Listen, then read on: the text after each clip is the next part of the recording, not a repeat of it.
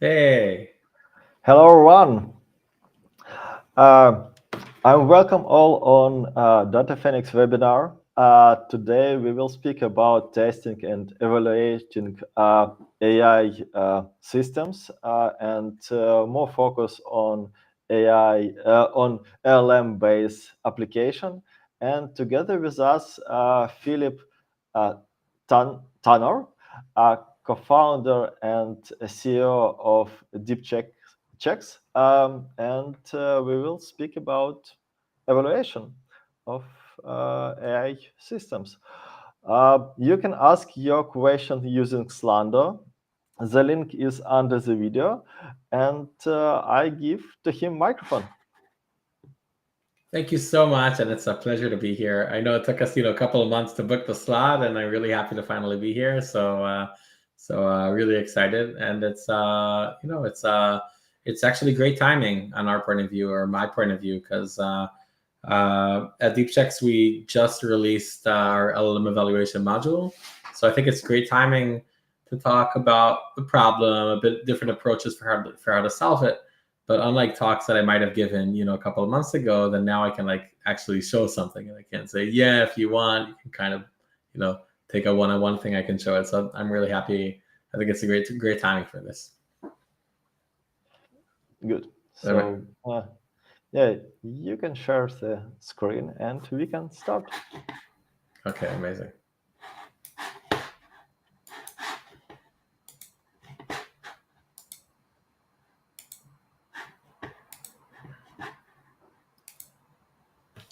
So yeah, so the talk we're going to talk about what we call GPT on a leash. Of course, don't worry, it's not only about the classic GPT.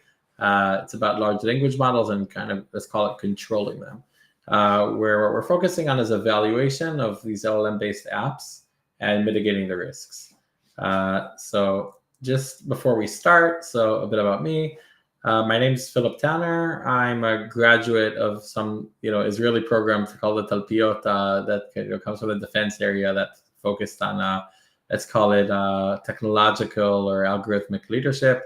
Background in competitive machine learning. I was very into hackathons. I like to joke that I kind of transferred from machine learning to AI, although that's, it's a kind of a joke that doesn't really work anymore because now people are using AI in general. And yeah, the logo of Deepchecks is supposed to be here. Co-founder and CEO at Deepchecks. And I'm a moderator at a community called LLM-Ops Space, where we do events that are kind of like this, but we also have all sorts of lists and so forth. It's pretty focused on everything related to LLMs. And a bit about Deepchecks. So we founded the company about 4 years ago, backed by some pretty amazing investors. And what we're building is something we call everything you need for continuous validation of LLMs and AI systems. We'll talk a bit about what it means, a continuous validation, but the idea is that you catch what might be an issue at all these different phases. And a lot of what we build uses our open source core. So just a bit about the components that we'll be talking about. So yeah, the different phases that we kind of see in general in machine learning is research, CI/CD meaning deployment of the versions themselves, and production. So the idea is that for each one of these phases, we try to give some sort of offering. So this is what we've been building for quite a few years. And the open source that we released a couple of years ago is I think what we're most well known for, which we call testing machine learning, where we started with dealing with tabular data. So we have all sorts of built-in suites for testing, the data, the model, anything that's that's a connection between them, and try to give these kind of exhaustive lists of what might be wrong with what you're building. CI/CD, offering built on top of it, I think is really interesting. We actually took some examples that we started getting for the community even before we went in this direction, and then we kind of built around for how to integrate with GitHub Actions, et cetera, for just taking these tests to check if everything's okay and just running them every time there's a new version. And then there's what we call production monitoring, so making sure everything's working in production. So a lot of this context we had multiple offerings let's call it before the AI revolution. I don't know if it's right to call it the AI revolution or the LLM revolution, but let's say everything that started from the launch of ChatGPT and continued with a lot of companies putting a lot of the focus there. So this already existed before. And, something that I think is really interesting here, I think this is, when we first connected and talked about having this episode, is from the offering that we're building on top of the NLP, we had quite a lot of feedback that had to do with, we want to use this in the generative use case and in the case of large language models. We had the privilege to be able to shift a lot of our focus to this, and that's kind of what we'll be talking about today. There are some characteristics that are pretty special for evaluating generative apps, and specifically for generative text apps. So yeah, LLM applications are everywhere, and you can just see the difference between let's call it the exam results, looking at the advancement between versions. Of course, now we have already whatever's coming after the classic GPT-4, but they're growing at an astonishing pace in terms of quality of the tasks they can do. We're also seeing all sorts of other properties kind of improving in terms of cost, latency, etc., etc. But on the other hand, we have stories like this. Like, I'm sure anyone that's like a heavy user of these LLMs probably had some experiences like this of let's call it the chat of I want to be alive type thing, where you manage to get them to say things that they're not supposed to be doing. But really, it's much broader. There are risks and everything that's related to making sure they're doing what they should be doing. So this on its own is already like a scandal, right? But there were already cases where a chatbot, convinced the kid to commit suicide. And, I think the more organizations are going to start having them in different, levels of, let's call it customer-facing functions and critical functions, where it's part of the LLM, application, or part of the user experience, regardless of that the user was looking for something directly related to LLM, but that's just like whatever, the experience they're getting, then companies are going to be responsible. Like, not everyone's going to be able to say, oh yeah, it's Sam Altman's fault. And a lot of them will have to, go to court, whatever happens, it's kind of like an employee of them is doing this. So like, now that we did the high level kind of description of the space, and let's take a step back and talk a bit about the use cases. So there's a long tail of use cases, right? Not the use cases here are just the most common ones, but you can really see so many different things happening with LLMs. The ones that we see the most common are the question answering, which is usually closely connected to the RAG use case, retrieval augmented generation, of where you're basically getting external information and answering questions with it with a chat interface. There's a summarization use case, which sometimes there's a similar use case called rephrasing. There's a use case of content creation, which is, someone wants to write a blog or an email or something of the sort. And, it could be a children's story. So they're, using a lot of times some of these large language models with some adaptations and, coding aid. We see that a lot. Things that have to do with coding, creating documentation, creating tests, etc., etc. These aren't the only ones. Like another popular one that's not in the slide is just using it as part of the pipeline for the classification, which kind of existed before. But this is a lot of what we see. And a lot of times, even if there are companies that are doing some weird or interesting use cases, a lot of times they'll have also some of these, especially if it's a larger company. So you might have a small startup that's doing like all these crazy agent use cases where they're talking to each other and creating a better testing kind of protocol for the user. But what's the company has, let's call it, a couple of data science, a large group of data scientists or machine learning practitioners, or just software engineers that are now doing this prompt engineering. It's pretty rare not to have things like the question answering. when they do have other use cases that are LLM related. By the way, did any questions in the meantime before I dive in, like a bit more? No, for now we don't have questions. All right. Okay. Yeah, if you Okay. have questions, you can ask using Slando during all presentations. So don't wait for end of the presentation. Yeah, definitely. And I'll try, we'll definitely try to address them, to reach out. I know that we didn't touch yet the very interesting parts, but feel free. All right. So let's talk a little about the challenges with these different use cases and, the risk mitigation. So let's take an example of the RAG app, which we mentioned. In a lot of cases, it doesn't have to be, theoretically, it doesn't have to be a chat application, but that's definitely the most popular use case, and usually these are almost these are almost the exact same thing.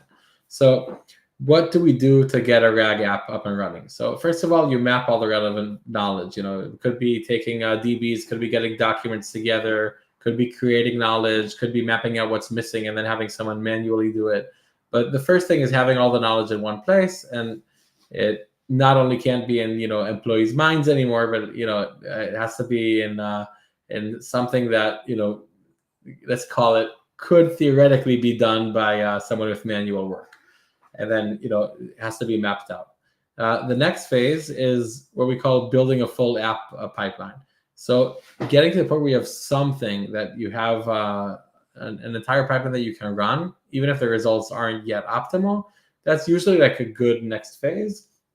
A lot of times in the LLM space, people like to say that it's like, very, very fast to get that POC and very slow to get from POC to production.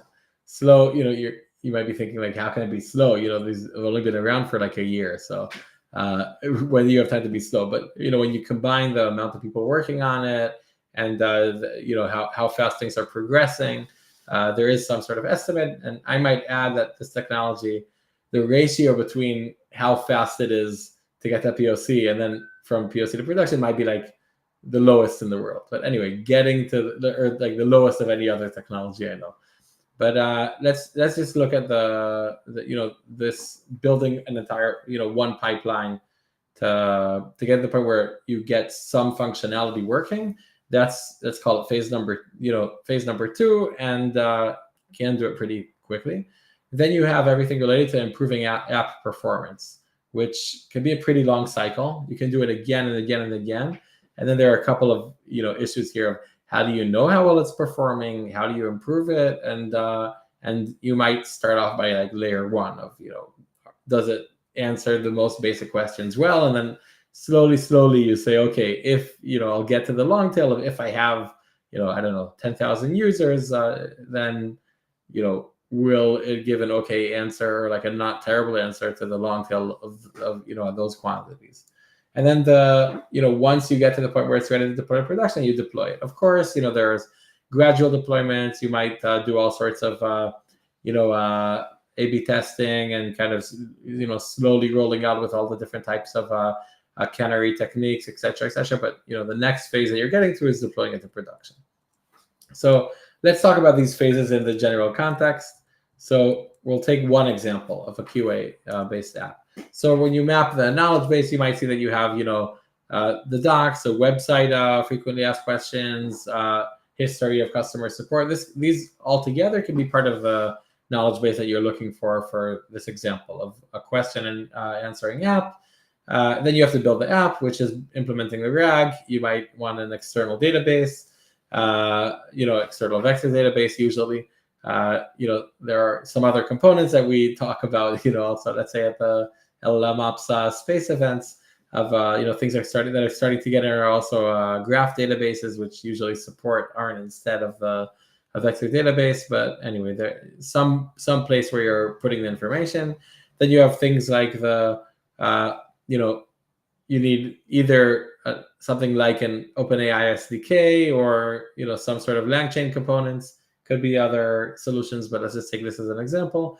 And then we're looking at a 2-phase flow, where at the beginning you say, let's do intent detection. Let's see, what are they trying to get to, and then we say, let's find the relevant prompt or go to human support according to the intent that was detected. So that's like a basic app flow that we build, and again, you can do it pretty quickly. Then you have everything that's related to improve the app, which is, you might want to iterate on the prompts, get feedback on them, show them to others, and learn from just the initial questions. You might want to compare different versions, and something else which is pretty important is achieving a good version. Now, without talking about the deployment, let's take a step to talk about the achieve good version. What's a good version?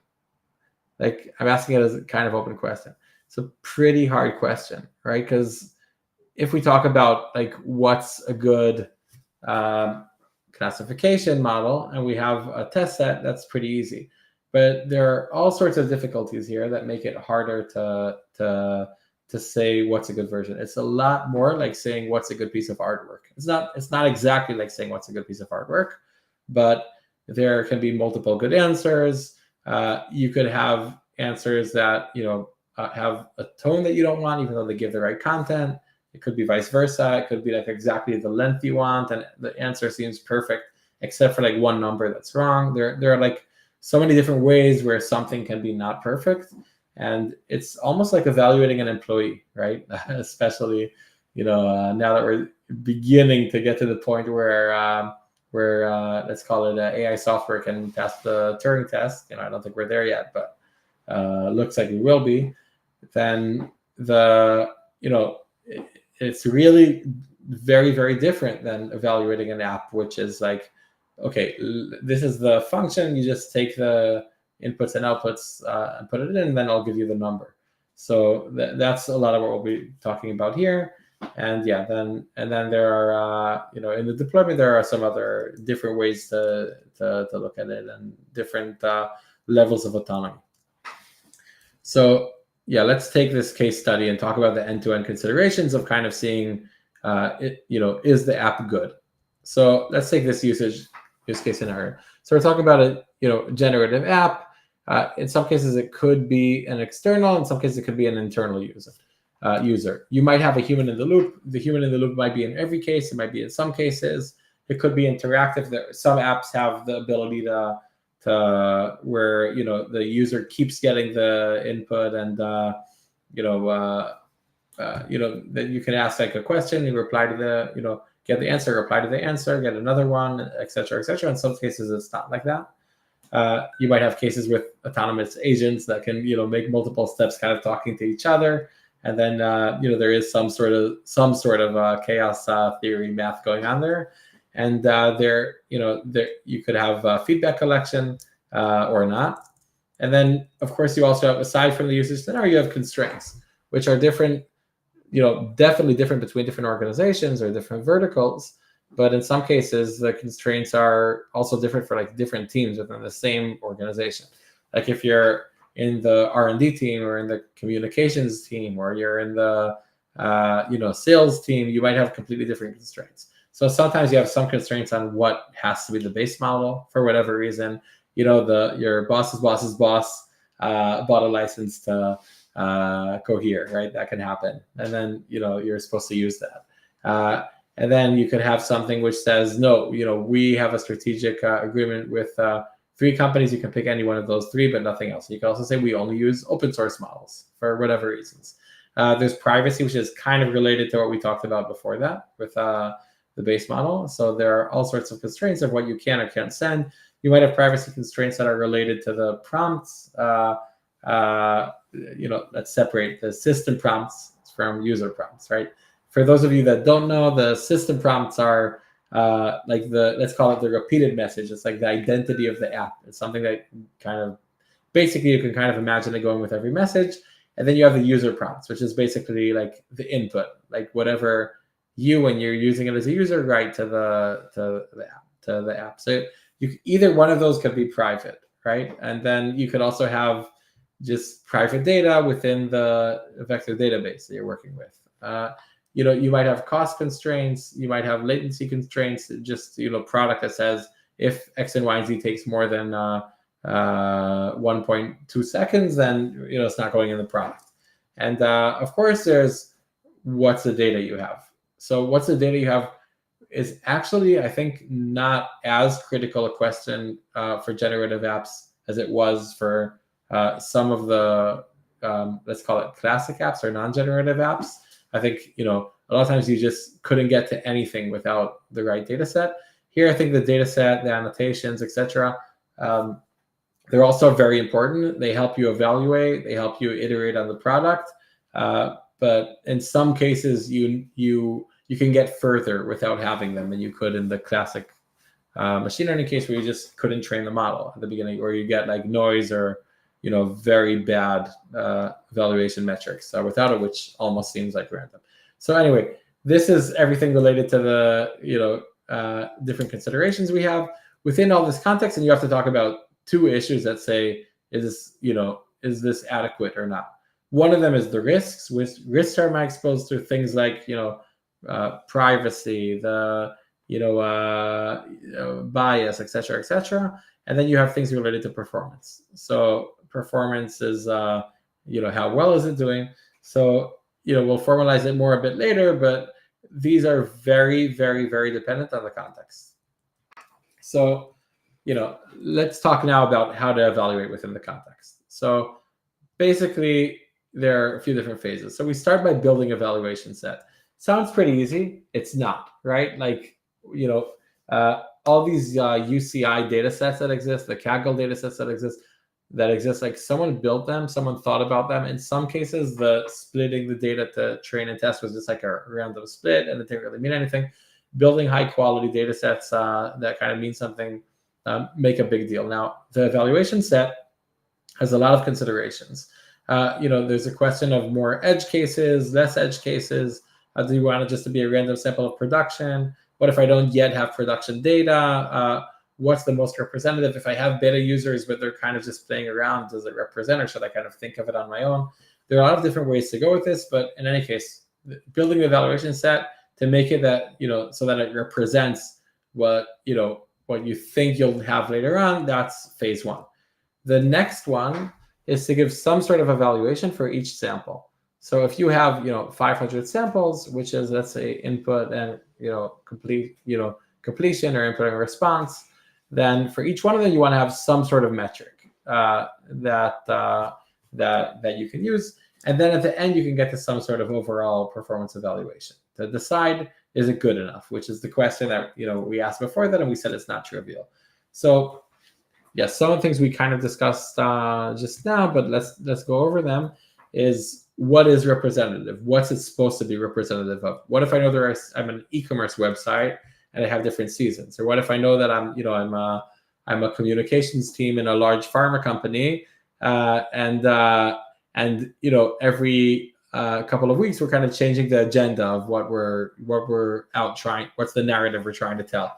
So there are different areas, and there are big questions about what's considered representative, and there's always a question of, okay, if we have edge cases that we really care about, we don't want to get them wrong, but it'll take a while to catch all them, etc., then do we put them into the evaluation set, or we say we'll handle them separately? Because that does mean sort of oversampling. And then, on the next phase, the open questions is, how do you compare different versions? What is the evaluation criteria? These are all kind of non-trivial questions that we've been dealing with kind of since let's call it the LLM revolution. So yeah, let's dive in at these parts about, building a data set for evaluation and talk about the criteria and techniques. So I actually really like this flow, and I think it's pretty special, kind of the way that I'll present it. Hope you resonate. Again, feel free to ask questions at any time. So at the beginning, we construct an initial data set. What does it mean initial? It doesn't mean that we don't care about the results here. But what it means is that we know this can change over time. But at the beginning, you want to get a number. And that's kind of what you'll start from. So there are two different ways to do this. One of them is, manual.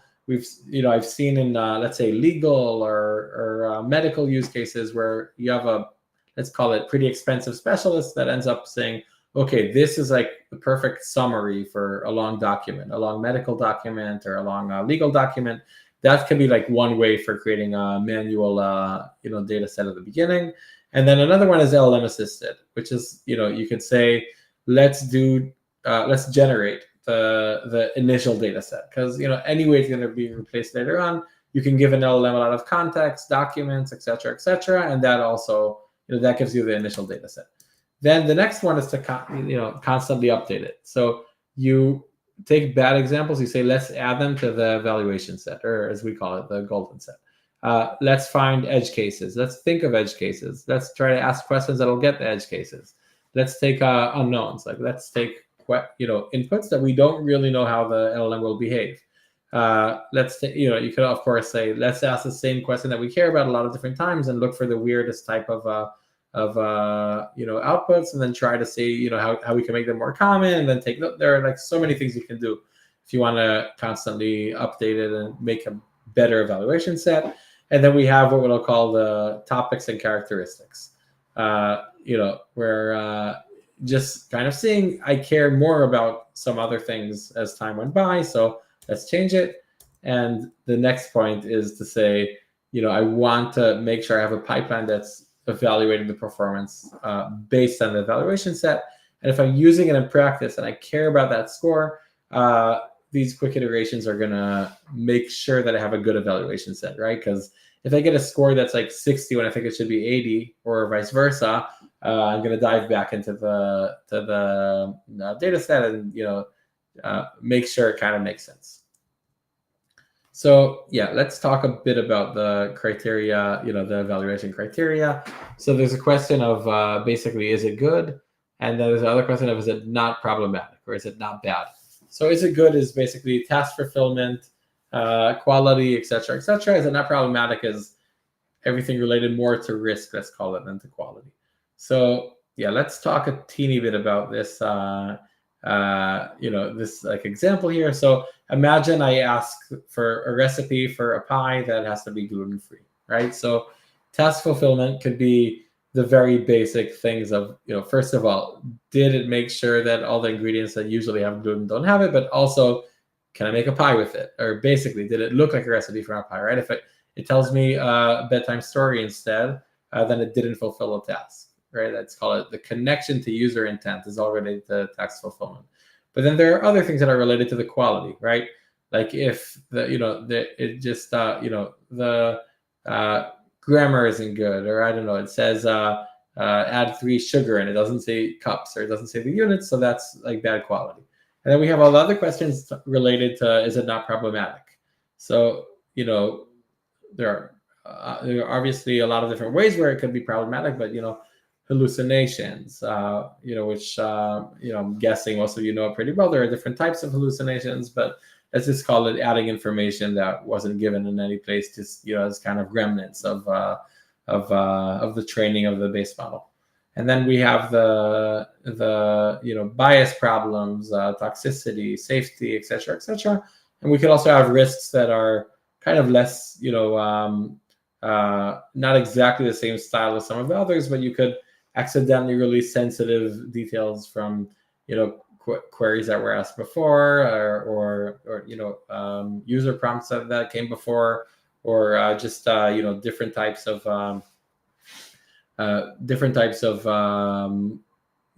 sensitive system prompts, sensitive data that has to do with an in-house model, etc. So I think what we would really want is some sort of combined criteria.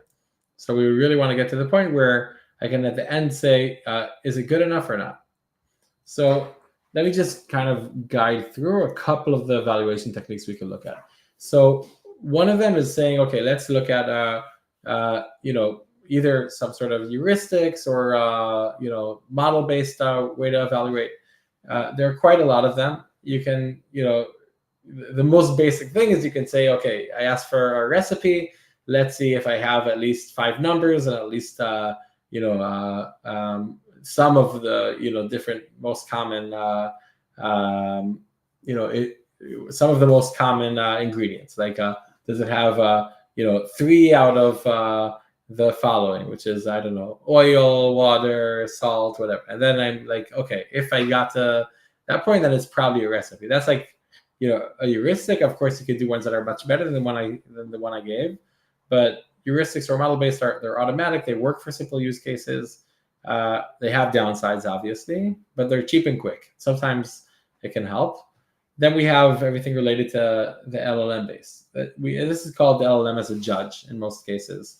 So it's automatic. It's not so easy to standardize. So it's just like LLMs are sensitive to the difference in prompts when you kind of play with them. Then they're also sensitive in these cases, and there's pretty large variance in terms of what they will or won't answer. They're somewhat costly, but they do have quite a lot of advantages, and I think it's hard not to use them in any case. And then we have the human evaluation, which is human-based, which is in general, it has downsides like being inconsistent, but it's usually the best, except it's manual, slow, time-consuming, and expensive. And if you get the wrong people to do this annotation, then they just quit. So all in all, for I wouldn't say just take one, kind of use it. In general, I think there's really an art here to building a good evaluation pipeline. And as we mentioned, it's in the mainstream of what you need for getting an LLM app out there and working. So you can't really skip it. So let's talk about how to do methodological evaluation. So by the way, where are we now on time, questions? Feel free to stop me at any point. We have some questions. So maybe it's better in the answer for them in the end. Let's take maybe one or two, just so I. Okay, let's see.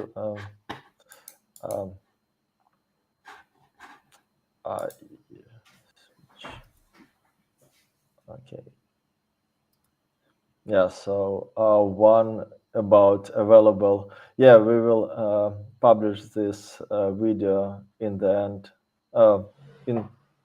in near future. All right, got it. On our YouTube channel. And second one about can you share how it works to validate that key ideas are responded in a summary task? Okay, got it. So so there are different ways, I think, to address the summary task. I think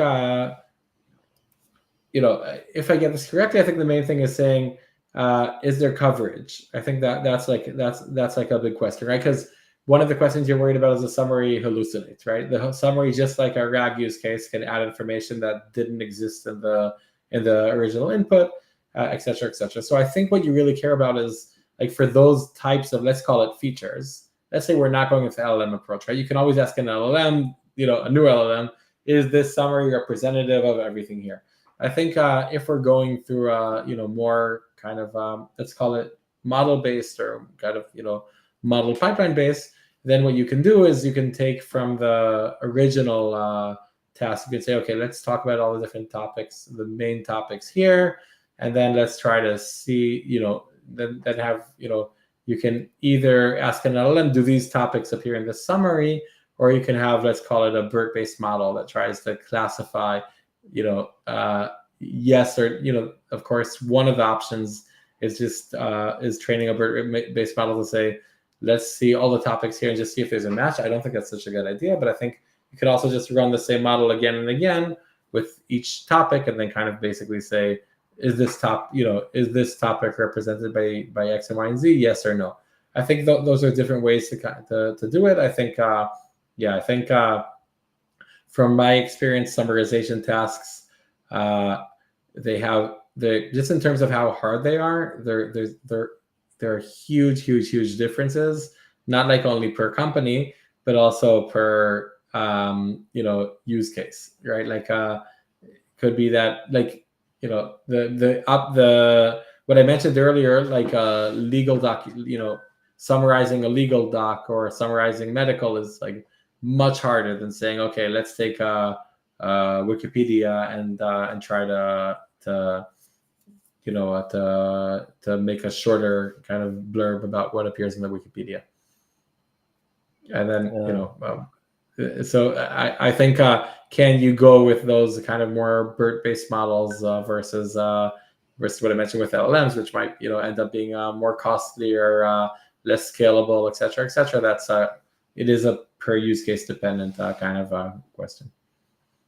Yeah, we have also more question about evaluating accuracy using different metrics such blur, blue, meteor. So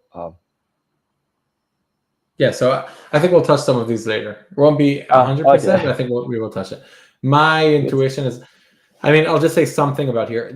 You have to separate between metrics that are related to, let's call it training the model, and then metrics that have to do with evaluating the entire pipeline. In classic machine learning, they like to call it like business metrics versus metrics or technical metrics. And then I think it was almost like dissing the business metrics, right? Like you'd have these VPs or directors talking at all these conferences, at a Netflix event, an AWS event, and like saying, yeah, and you care about it as a business metrics, but it kind of sounded like they were talking about BI when, and didn't care less if it's kind of a regression model or XGBoost, etc. I think here something's a bit different about that. By the way, recommendation systems, it was always different. For recommendation systems, it always felt like people actually cared, and the business metrics did matter also to the very technical people. I think what we're seeing here is that you have to play all sorts of tricks on the model at the training phase. So if you're doing retraining, fine tuning, et cetera, then you have to do something that kind of is very easy to measure. It works, but it doesn't usually represent the end user. Just think of the sense that there could be, for any generative app, you could have multiple correct answers, right? So how can you possibly have a metric that says this is the correct answer, how close am I to it? Like, it doesn't work. But even if it doesn't work, it could be good enough for the training phase. For those of you that are like research scientists and a larger company that has a large LLM effort and is spending a lot of time on fine tuning. That's not the common case though. It's more common that people are doing, at least for the first phase, are doing prompt engineering and taking some of these models to be part of their app without like really like ripping it apart and like redoing it. That's what at least I've been seeing in the market. We could do a survey maybe after the event or at some other point. But we did some surveys like that, and it seems like it's definitely more common. I know there are more questions, but let me go back to the presentation. Yeah, and please ask the question using Slander, because for us it's a little harder to manage in the chat and in the Slander. So please ask the question in Slander. Right, and again, you said the link should be under the video, right? Yeah, the link is under the video. Okay, great. So I'll go back to sharing my screen.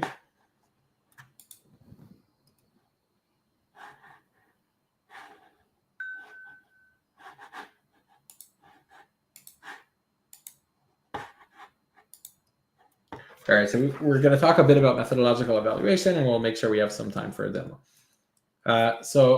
What we want to do is efficiently achieving a deep per sample understanding. That's the idea, right? Because we mentioned that's a lot of what's hard.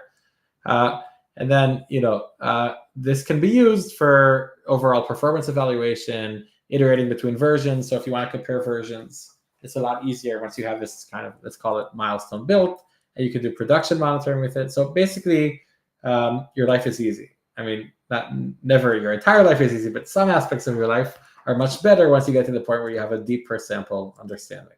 So let's talk about the properties a bit. So this is something that we spend a lot of time on the Deepchecks, which is the idea is we don't want to work with unstructured data. We want to work with numerical or categorical values. Then we just talk about characterizing the sample. There are a few different areas that we might be interested in properties. We might want technical properties like how long is the text, form, which is, is it using slang or not? Like there are a lot of properties that have to do with just how it's presented. And then there's things that are related to content. So yeah, is the number here correct? Or does this sentence talking about that where Napoleon Bonaparte was born, did that exist in the text before? In the text that I got from the vector database. So things like length, grounded in context, and formality is like the one related to form. So then, yeah, we have the properties, the ideas, we want them to be able to be customizable. You want to be able to use them for filtering. So not only for like the final evaluation, but okay, let's look at the most toxic examples and start to investigate, because that's like the way where you can deal with like complaints about the model or the app that you're delivering. And then also, the holy grail is the good, bad indicators. We mentioned if you can get it, then having good, bad indicators that say, bottom line, am I okay with this sample or not? That's a big deal if you have it. Why such simple symbols? A big part of it is just the adherence to doing this, to actually doing this, like the discipline of the people. So there are all sorts of different ways of annotation. And what we see the most common is this thumbs up, thumbs down, which is what's special about it is that people actually do it, or they continue to do it over time. But yeah, I mean, I'm sure this area will definitely evolve kind of as we grow. So something that we're spending a lot of time on at Deepchecks is everything that's related to estimated annotation. So we have the similarity, we have properties that we talked about. Similarity, the idea is, we mentioned you could have multiple good answers, right? So theoretically, if you have a annotated sample, which is very similar to your new sample, so you have 5 versions of your app, and then version 4 is annotated, you have a thumbs up, and you have an almost identical answer, you can just copy it over. So that's one way to get like an estimated thumbs up. Then we have the properties, which we just talked about, but you can use them to say when something's bad, right? Like if it completely avoided the answer, but it should be giving an answer, and that's a thumbs down. And then we have the LLM assisted, which is known, or it's at least our variation to LLM as a judge, where you're using an LLM to say, is this a good response for this input? And something that we added fairly recently is that this is customizable. So how to get to the estimated score at Deepchecks, we built it in a way where you can play with it, and you can say, yeah, my thresholds are different, the priority is different between similarity and properties, etc., etc. And something else is the manual updates, which is pretty important. You get an estimated thumbs up. You want to either say, yeah, I'm maintaining it as thumbs up, or no, I actually think this is bad, so I'm gonna override it and turn it to thumbs down. So maybe let's call it without further ado. I'll do a demo. I'll be pretty quick just to leave time for questions. But I think I talked a lot about the principles. I tried not to spend like too much time just talking about how we specifically at Deepchecks work with this, but I do hope it's interesting nonetheless. So yep, this is pretty freshly launched. We did not yet show it in such broad audiences, even though we have quite interesting and cool use cases and companies that are working with it. So just at the end, what we're trying to get to is a score like this that actually means something, right? That's the holy grail we talked about the thumbs up, thumbs down. So the properties are what you see here. You can see there are properties related to the user input, properties related to the output. You can add properties. You just choose, input, output. You can create custom properties, choose from here, etc., etc. You end up getting something that looks like this. And the idea is anything here you can like dive into and see the samples. So here, whatever you dive into, you see like, the samples that are, have the most extreme values of that property. And then you get to a screen like this, which enables you to, sort, play with, etc., etc. So why is this cool? Because with all sorts of alerts, issues that kind of come up over there, then let's just say, okay, I want to add things with, high reading ease. I get the highest values here. Then I get to the point where I say, this is very interesting for me. I want to add some of these to my golden set. So, actually I should have done that in production. So you move to here in production, then you say, yeah, the golden set, which is an evaluation set, probably needs more of these. And then you kind of added it. So this is like the basic, kind of idea of the properties. They help with the filtering. They help with characterizing specific samples. And they also help with the estimated annotation that we'll talk about soon. Then we have the whole area of like topic extraction, which is pretty generic. It's not special for you don't need it to be for a generative use case, but just saying about, okay, what were the inputs talking about? It also enables, filtering, seeing kind of what's happening, and then kind of diving in. So let's talk a teeny bit about the evaluation workflow. So within here, to get these thumbs up, thumbs down, basically the idea is you can annotate within the system. So what's like the classic use case? The classic use case is I have 5 systems. I have 5 versions here that already existed. I just got version 6, and now I want to annotate it. So everything that we're doing that has to do with the estimated annotation, I mentioned it's customizable. The idea is to make your life easier here while you're annotating. So there are a few different ways how we can do this annotation. I kind of mentioned them in the talk, but the idea is you can use, similarity, you can use the properties, you can use LLM as a judge, but you end up getting some sort of estimation, which you can override. So the idea is when you have a new version, then you get a whole bunch of kind of estimated annotations. If you want to annotate them, that's great. If you don't want, you already have some sort of score you can work with. And then you end up getting this score, which actually means something when you flip between the versions. You just get different numbers, and you can really compare the quality. So yeah. Anyway, I think that kind of shows the most basic flows and how some of the principles I talked about in the talk are implemented here. Definitely can show kind of more thoroughly to in different forums, and but I think that's kind of enough for this session, and maybe we should move forward to having taking some more questions. I think, Dimitri, I just want to say the first time we talked, we didn't have I couldn't get demo it, right? It was still in the kind of closed beta. We would only show it in like one-on-ones kind of. And I think that's a big reason why it was worth, the wait. And we definitely also learned a lot about the techniques in the market. And I also think there's more appetite from folks that are actually working on it. Cool. And we have for now one question about, can you give some example of LLM-based evaluation techniques? All right. So if I'm getting this correctly, then we're talking about LLM-based evaluation as, LLM as a judge type thing, right? So, I mean, that's kind of how I'm interpreting it. Feel free to send a correction if I understood it differently. But yeah, or we call it LLM assisted. So yeah, so first of all, it's an ongoing topic in our company for kind of research exploration. There are a few different areas you can go with. The most basic way to do LLM based is usually is GPT-4 because you want higher quality, or one of the more advanced models, and then you basically ask, here's the response to this and this input.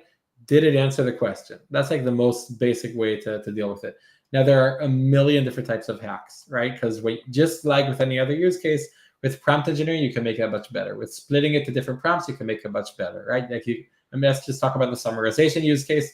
If you take, many different chunks of the original, input, and then you compare each one of them in the summary and say, did this and this appear here and here? Then you might get a better answer. It might be less good.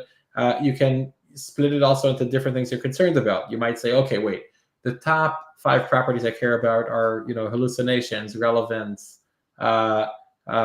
reading ease, etc., etc. And then you might have like a different type of LLM assisted evaluation technique for each one of them. And then you might have a final LLM that kind of takes them together.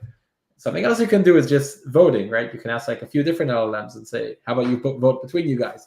So there's a lot of experimentation to do, and it's hard, right? Because just like everything else with LLMs, also here, I mean, where do you get the data that says what was actually better in terms of evaluation, right?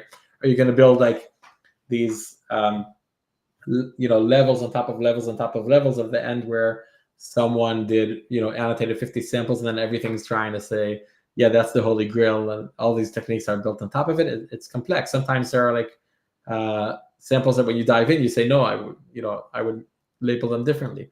So I talked about like some of the options for how to use the LLM assisted techniques, but we at Deepchecks at least did not find it as like an easy and simple problem. A lot of times, by the way, in lectures about it, I hear like, yeah, this is the best practice. Everyone does it. It works.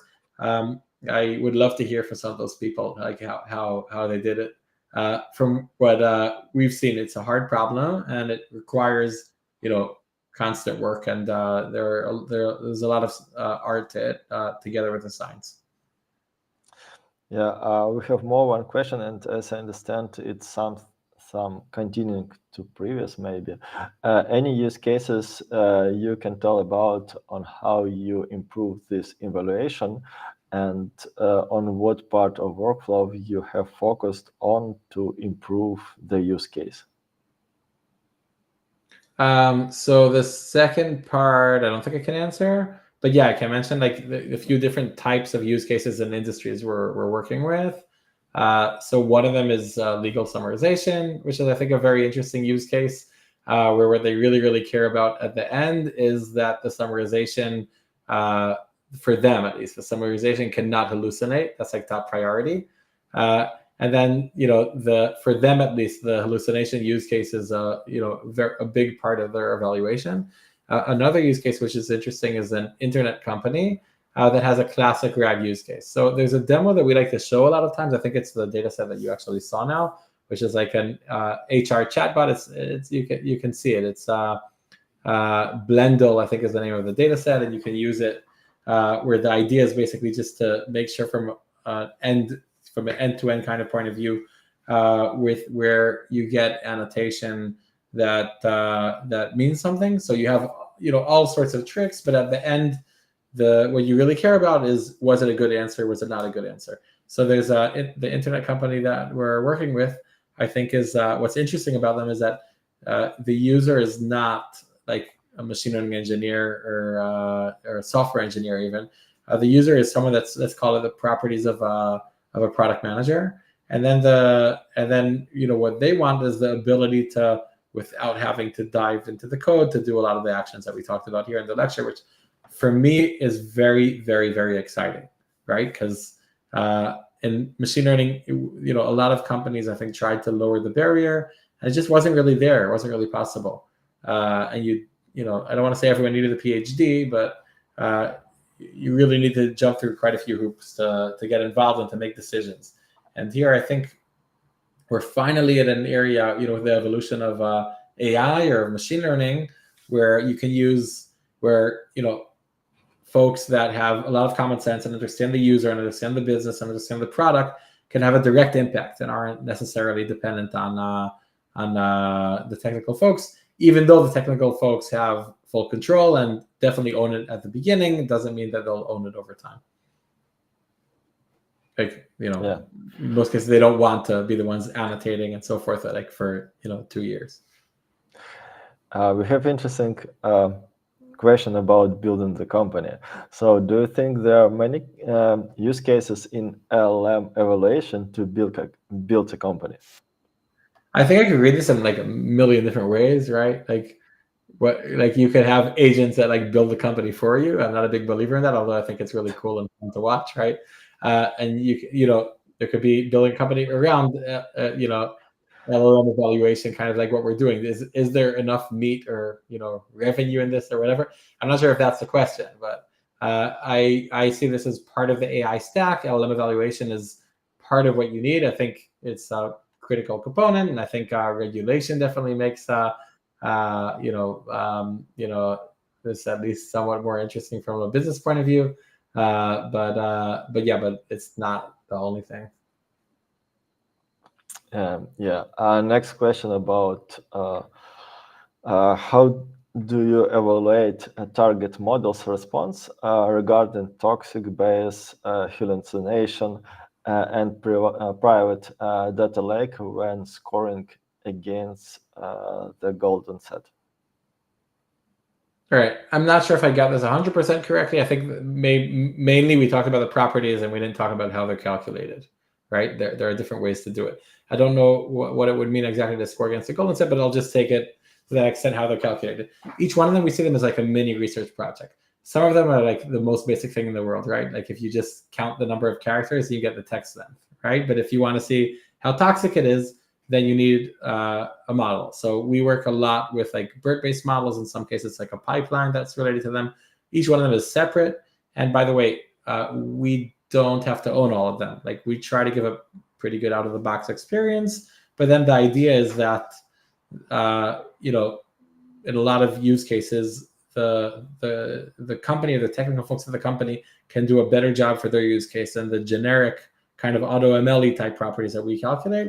And then you can add custom ones. And I think the combination is really important, because if it's only custom, then it's like, okay, the onboarding could take them a long time. But if they can start with something that we have out of the box and then improve it with adding customs, I think that that makes a big deal.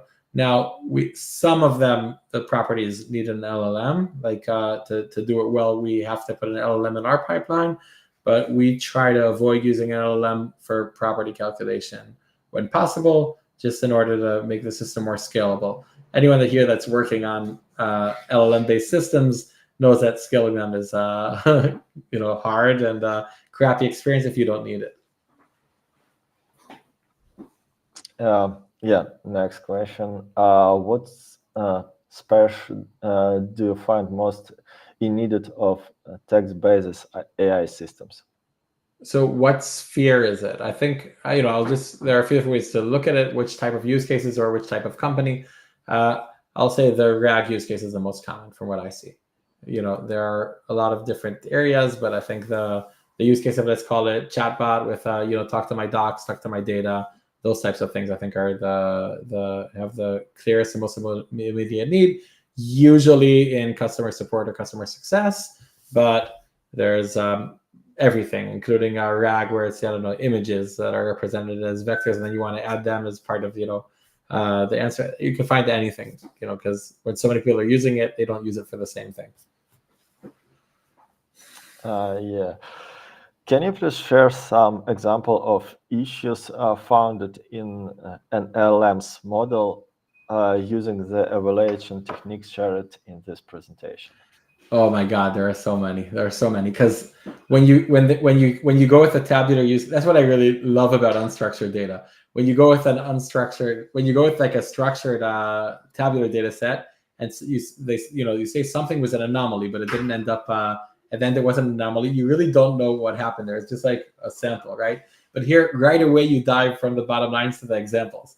So I'll even say, if you just go over your own samples and like dive into like the top 10 or 20, not even top 10, just like at the top of the table, you'll usually find some funny or problematic responses. It's pretty crazy. I think just like each one of you in your living rooms are probably catching these type of issues, then I think that you'll find the same through the system, just in a more faster, more methodological way, and hopefully while improving the system over time. Okay. If you have multi use cases, you would need to make golden set and pipeline. Do you have also a solution for managing multi-use cases and reused info? All right, so I didn't really show this. The way it's managed within the system is that we basically have different applications. For each application, we have the different versions, which is most of what I focused on. So yeah, it's built in a way to support different use cases in terms of how, where the prompts come from, where the data set come from, et cetera, et cetera. I think usually it's not healthy to have the same golden set.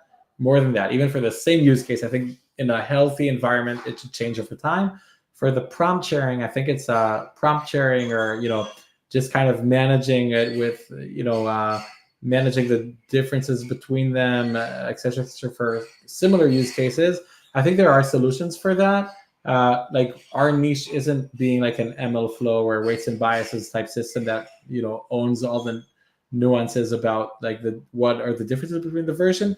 We'll get the app version and everything together. We'll get the version app and the name of the app, the name of the version, and that's pretty much closes it. Within the way the Python files are organized, where it's usually Python sending to these systems, then I think it's very easy to just have the same text files, etc., be used for the different use cases. Yeah, and more one question. I'm confused how the summary statistics can be used to assess underlying risk of a model. If give you a number, but it give you a number, but what does the number unlimited mean? Okay, important question, I think, and important to clarify anything I might not have clarified before that. The summary statistics you saw at the bottom, the properties, I see them as crutches. That's not the end goal. The end goal is the thumbs up, thumbs down. And then at the end, the best thumbs up and thumbs down is something where someone that you vouch for went and annotated it. That's the best. And then we try to help. So the estimated annotations are crutches for the person that's doing the annotation, or they're standalone when you don't need them. And then the properties are crutches for the thumbs up. So the properties can be used as part of the pipeline for saying what's considered thumbs up. What I think is interesting is that these crutches can be customized in the sense that given the specific use case, then you can play with, okay, in this case, I care much more about A, B, C properties. In the other case, it's not the same exact ones.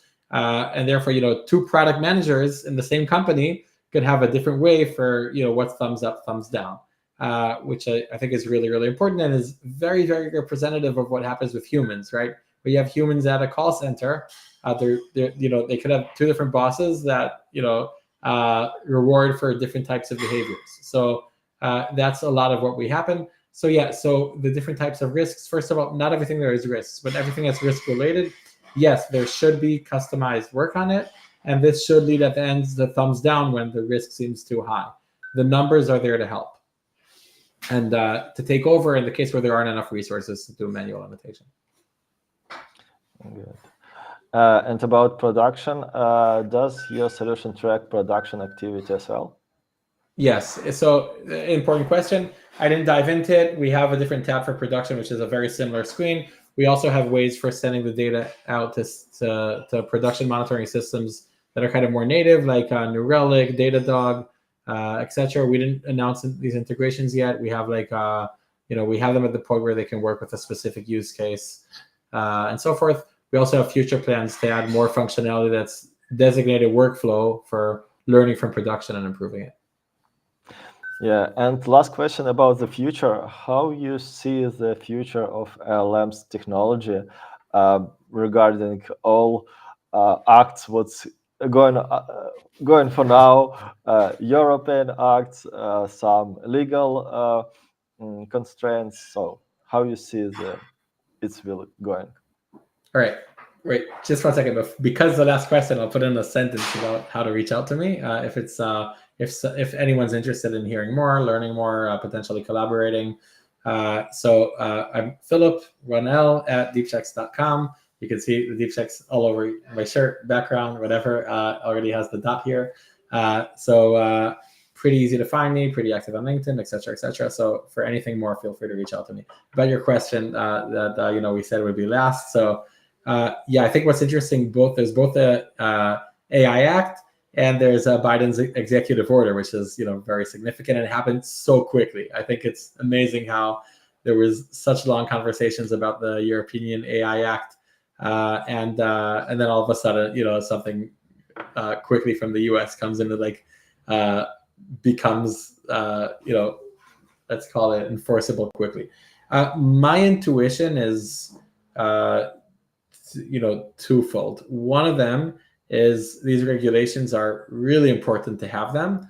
I think they were written, or the foundations for them were written at least partially for before the generative era. So some of what you'll be looking at, you'll be reading it, you'll be like, what? Wait, that something here doesn't really make sense, right? Like a lot of what it's talking about, even though now when we say AI, we mean the generative use case. So my intuition is that there'll be some changes to them over time. But I think now it's, in the past, people used to talk about let's talk about, what future regulation might come and you have to prepare. Now, I think now it's getting teeth. But I think a big part of the teeth aren't just from the regulation itself, but also just from cases that will come up in specific companies. The broader the usage, I think Gartner said that 40% of enterprise application will have like a generative AI component within them by the end of 2024, which I think is pretty crazy, right? That's like in a second. I don't think it's going to happen, honestly. I think it's a bit optimistic. I think a lot of business owners would want that. But I mean, just we talked about the kid that committed suicide after talking to an application. You know, then the business that owns the chatbot has responsibility for it. I think those types of things are, you know, going to be just as important as the regulation. But yes, I think now it's becoming mandatory for anything that's a high risk model to have monitoring, testing. It's becoming much clearer what these things need.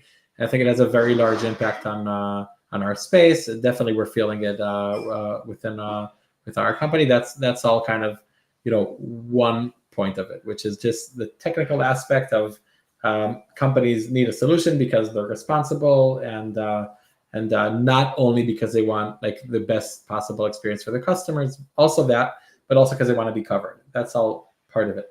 The next part of it is everything that's like the next phase, like not the court of law about whose responsibility is some sort of problem, but, you know, is there an actual risk of like humanity being destroyed, et cetera, et cetera? And there's some talk about regulation about who can train a model. Do you need, some sort of limitation on who can buy GPUs, tracking places, whatever? That whole area, I think the primary discussion in that area is, will we have a lot of notice? Like if you get to the point where there's something risky, will you know, like, not know anything until boom, all of a sudden nuclear bombs? Or will you know, like, start to have signs and then say, okay, then the regulator can react. I'm assuming for most of the time, the second one, that we'll learn more and slowly, and there won't be these self-teaching type agents that get to something that's like dangerous for humanity. I think most of the industry kind of sees it in the way that I see it, but I'm of course shaking before I say, yeah, I'm 100% sure I do what I'm saying, because then if everyone dies, it's my fault. But I think the regulator will be talking about that issue as well, and not only about things like privacy, et cetera, et cetera. Oh, by the way, there is a small niche within the existing regulation talking about watermarking, that AI chatbots have to say they're an AI chatbot, et cetera. Mm-hmm. I don't really like that discussion. I would leave it out of the law. I don't think it's as interesting of some of the other riskier and more important parts of the AI regulation. Anyway, sorry if the answer is a bit long compared to the aspect.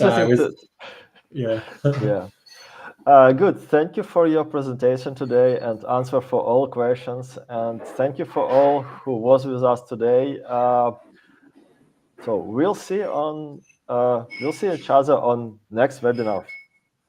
Thank you so much, and hope to meet quite a lot of you folks offline. And also in the chat, you can see they've been writing the Data Phoenix events folks, or I don't know if it's just you from a different user, but they have a Slack channel. I got the impression it's an amazing place for discussion. So I think it could be a great idea to join there and to continue what we talked about here, and also what they had in the previous events. Thank you so much for hosting me. I had an amazing time. Good. Thank you. Bye. Bye.